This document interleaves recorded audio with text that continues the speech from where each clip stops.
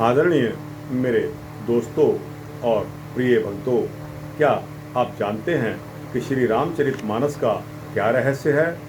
श्री राम अवतार के विभिन्न हेतु और उनका रहस्य जो है मैं आपके सम्मुख प्रस्तुत करना चाहता हूँ।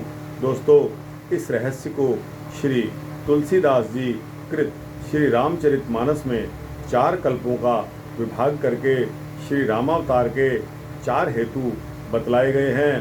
तो दोस्तों, आइए इन चारों हेतुओं के ऊपर अपना विचार करते हैं और इस वृत्तांत को एक सूक्ष्म वृत्तांत बनाते हुए दोस्तों आज का मुखड़ा सूक्ष्म वृत्तांत में मैं प्रस्तुत करूंगा, लेकिन यह मानस रहस्य का बहुत बड़ा रोल है, बहुत इम्पोर्टेंस है।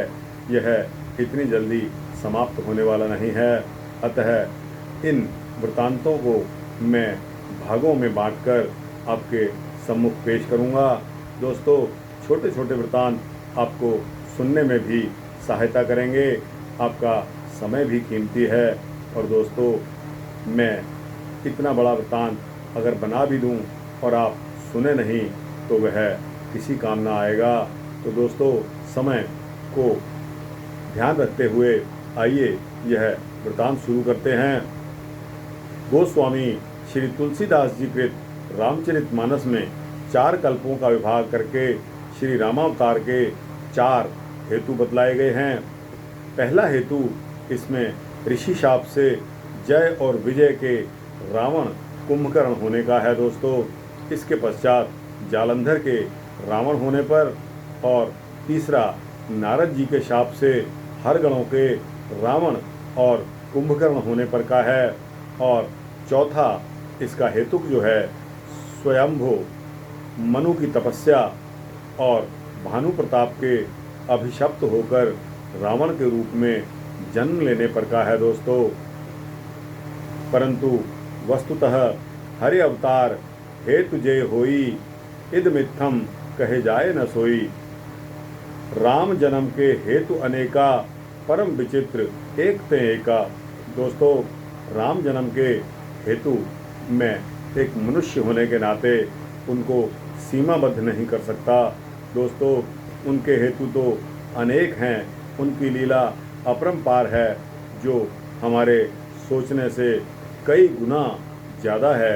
तो दोस्तों, जहाँ तक हमारा दिमाग पहुँचता है, जहाँ तक हमारी बुद्धि हमें बताती है, उसके अनुसार दोस्तों हम यह जिक्र करते हैं कि हरि अवतार के अनेक हेतु हैं जो वर्णनातीत हैं, तथापि यहाँ केवल 4 कारणों का उल्लेख इसलिए हुआ है कि श्री सती जी को राम स्वरूप में और जो संशय हुआ था उसका निराकरण करने के लिए सती जी का संशय क्या था वो मैं आपके समक्ष पढ़ रहा हूँ।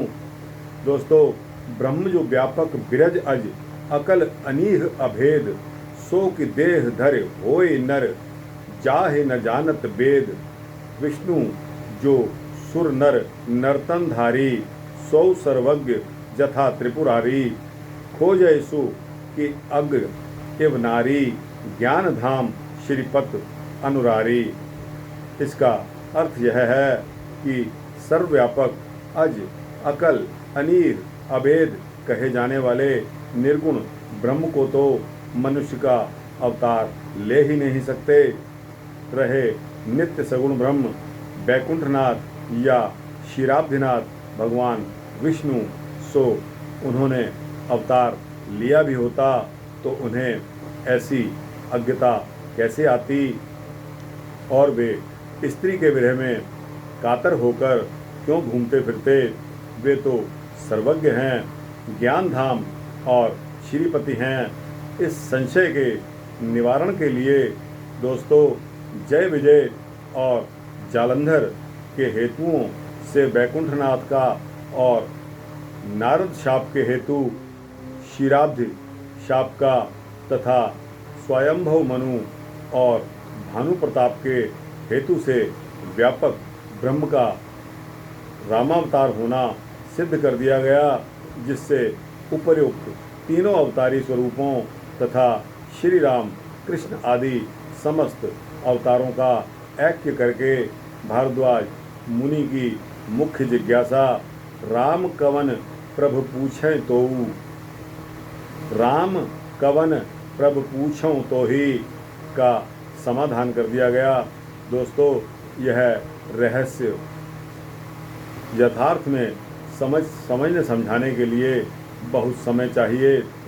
तो दोस्तों, इस रहस्य को यथार्थतः न समझने के कारण जहाँ जहाँ हरि और विष्णु शब्द के प्रयोग प्रसंग के अनुसार पृथक पृथक, कहीं परात्पर के अर्थ में, कहीं त्रिदेव अर्थात एक ब्रह्मांड नायक विष्णु के अर्थ में हुए हैं, उन सभी को एक ही मान लेने से ऐसा अनर्थ उपस्थित हो गया है कि हेतु की अनेकता के स्थान में राम ही अनेक माने जाने लगे हैं।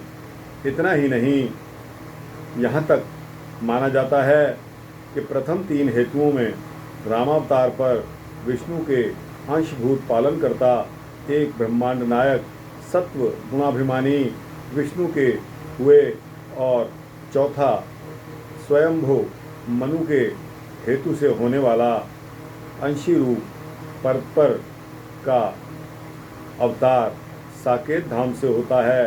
यद्यपि मानस में कहीं साकेत शब्द का कोई भी जिक्र नहीं आया है, परंतु ऐसा आरोपण करने से रामावतार में ही न्यूनाधिक्य का आरोप हो जाता है।